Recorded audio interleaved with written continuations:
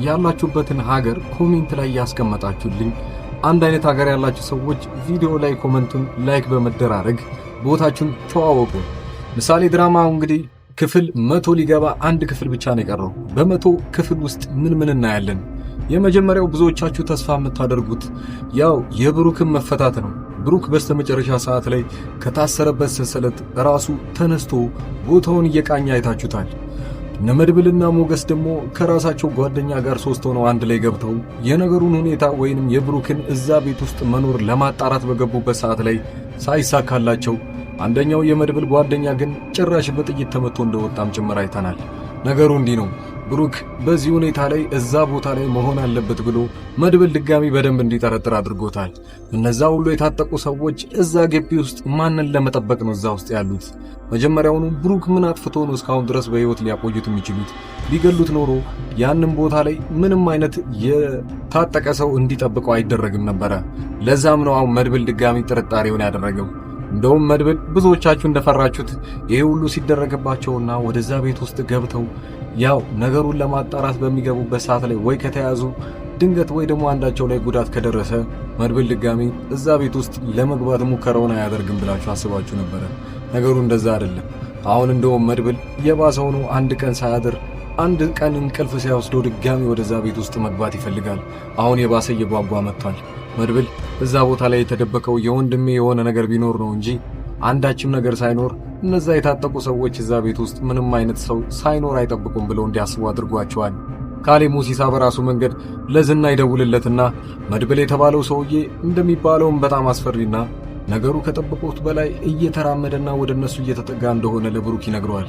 ብሩክ ግን በዚህ መንገድ ላይ ይህን ሰውዬ ማስወገድ ካለብን አሁን እናስወግደው እያለው ነበረ።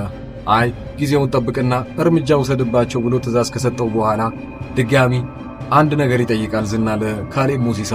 መች እንደሚመጣና ነገሩ እንዲህ ነው ወይ እናስወግደው እንዴ ብሎ ሲናገር አይ እንደዛ መሆን የለበትም ያለው ማንን ይመስላችኋል?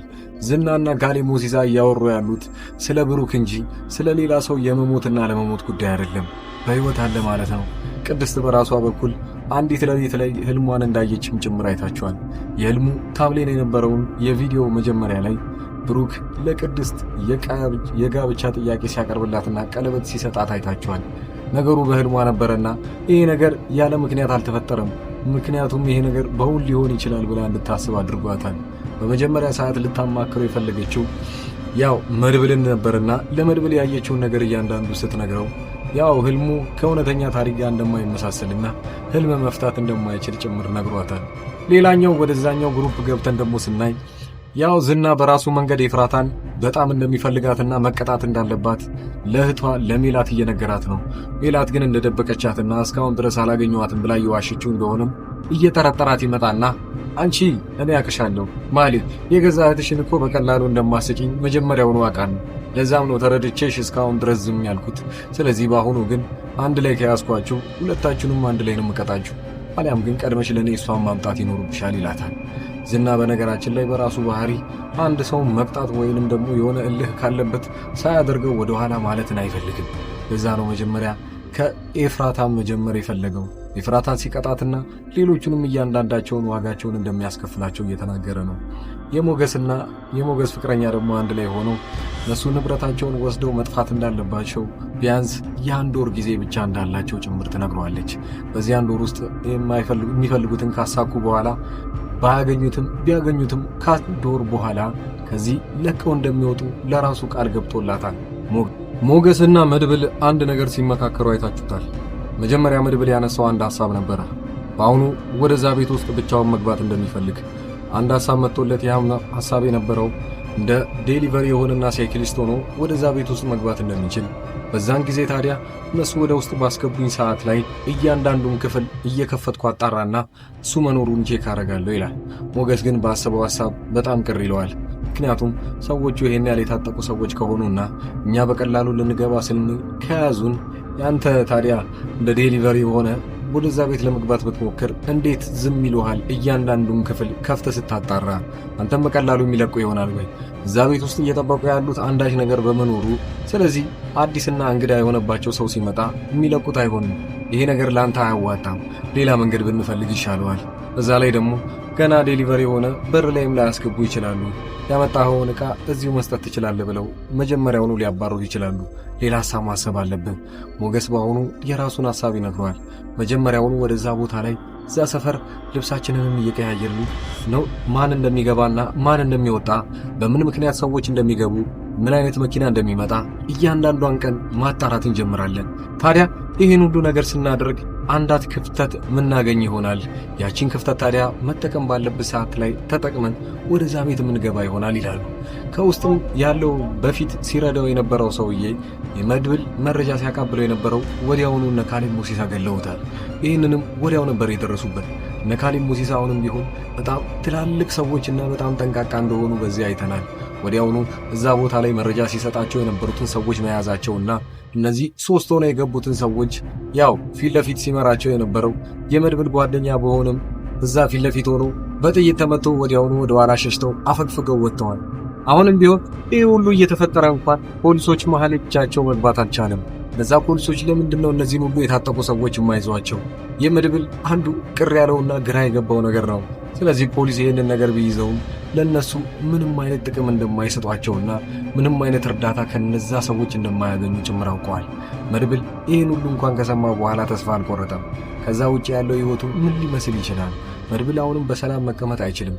እነ ካሌብ ሙሲሳ አሁን ታርጌታቸውና ዋናቸው እነሱ ሊፈሩት የሚችሉትና ማስወገድ ያለባቸው ሰው አንደኛው መድብል ሆኖ ተገኝቷል።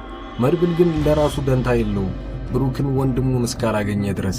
እናንተ አሁን ድረስ እያዳመጣችሁኝ ያላችሁ ሰዎች አቀራረቤ ተመችቷችኋልና ቪዲዮውን ላይክ በማድረግ አብራኖታችሁን አሳዩኝ።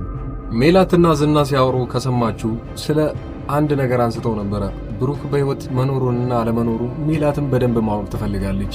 ታዲያ ዝና እያንዳንዱን ነገር ሲጠይቃት አሁን እንደው ቢመጣና አሁን ልቀበልሽ ቢል ምንም ጥያቄ ሳትፈጥሪበት ወደሱ ትመለሻለሽ ወይ ብሎ እየጠየቃት ነበረ። ይሄን ሁላ ጥያቄ የሚናገረው እንግዲህ ወይም የሚጠይቃት አንዳች ነገር በማንሳት ነው፣ ወይንም የሆነ ምክንያት ሲኖር ብቻ ነው ይሄንን ነገር ሊላት የሚችለው። ያ ማለት ብሩክ በህይወት እንዳለ ስለሚያውቅ ማለት ነው። ይሄንን ሲጠይቃት ታዲያ እሷም ቀጥታ ጥያቄውን ታቀርብለታለች። እሱ በህይወት አለ እንዴ ወይንስ ገላችሁታል ብላ ስትጠይቀው ወዲያውኑ ይደነግጥና እዛው አካባቢ ላይ ማንም ሰው እንዳልሰማው በማየት ይህንን ጥያቄሽን ዝም ብለሽ ባገኘሽበት ቦታ እንድትጠይቅኝ አልፈልግም፣ በዚህ ጉዳይ ላይ ድጋሚ ማውራት እንደሌለብን ወቂ ይላታል። ያ ማለት አሁንም ድረስ ብሩክ በህይወት አለ። በቅርቡ ወደዚህ ድራማ የሚቀላቀል ይሆናል። ቪዲዮውን ላይክ እያደረጋችሁት በቀጣይ ቪዲዮ እስክንገናኝ ድረስ መልካም ጊዜ። ከዚህ በመቀጠል ያለው ቪዲዮ ላይ የራሴን የግል ስራዬን ማስተዋወቃችሁ ይሆናል።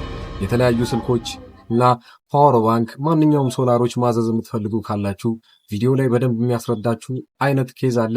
እሱም በማየት እኔን በቴሌግራም በዋትስአፕ እና በኢሞ ማናገር ትችላላችሁ። የምንልካቸው እቃዎችን እንያቸው። 2 ሳምሰንግ የተመሳሳይ ስልኮች ናቸው። እነዚህ ስልኮች በ17,000 ብር ብቻ አዲስ የመጡ ስልኮች ናቸው። ኦልሞስት 4 ወር አካባቢ ነው የሆኑት አዲስ ከወጡ ማለት ነው ስልኮቹ ራሱ። እና አንድ ሰው ብቻ ነው 2 ያዘዘኝ። ሌላው የሶላር እቃዎች ለምሳሌ ለዘመዶቻችሁ አገር ቤት ሊሆኑ ይችላሉ ያሉት እንደዚህ ሶላሮችን ያዘዙኝ አሉ። ዛሬ የምናደርሳቸው ይህን ሶላር ትንሽ ነገር ልበላችሁ።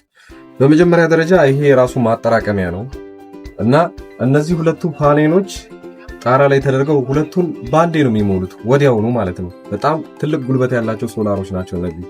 ከዚህ ላይ ቻርጀሮች ምናምን መጠቀም ይችላሉ ለስልካቸው ማለት ነው ራሱ ስለሚይዝ።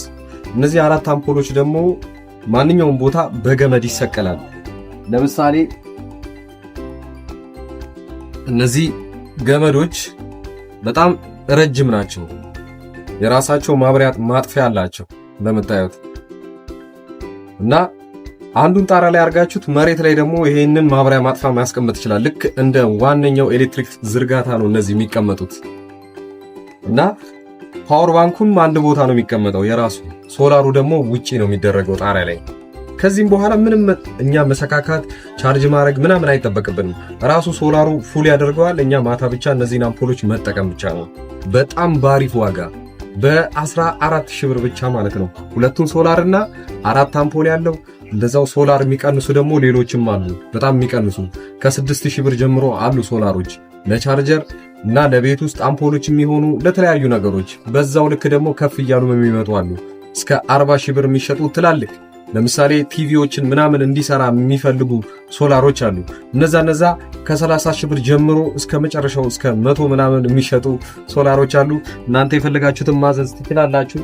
ስልኮችም እንደተባለው ብዙ ስልኮች የምታዘዘው ስልክ ላይ ነው እና አሁን ይሄ አንድ ሰው ቦታ ላይ የሚላክ ነው። ከዚህ በፊት ልጅቷ አዛ ያንን ከደረሰላት በኋላ ልክ ነው ብላ ለጓደኛዋ ደግሞ ከዛ በኋላ ያዘዘችው ስልክ ነው። በጣም አሪፍ ስልክ እና ይሄ ስልክ ከወጣ ቢያንስ 4 ወር ምናምን ቢሆነው ነው። እናንተም እንደዚሁ ማዘዝ ትችላላችሁ። ሌሎች ያዘዙ ልጆች ደግሞ ከዚህ በመቀጠል ማሳያችሁ ነው። እናንተ የምትፈልጉትን ዕቃ ብቻ በዋትስአፕ በቴሌግራም እና በኢሞ ለኔ መናገር ብቻ ነው የሚጠበቅባችሁ። ከዛ ዋጋውን ከተስማማንና ቦታውን ካወቅም በኋላ እናንተ ወዲያውኑ ዕቃው የሚደርስላችሁ ይሆናል።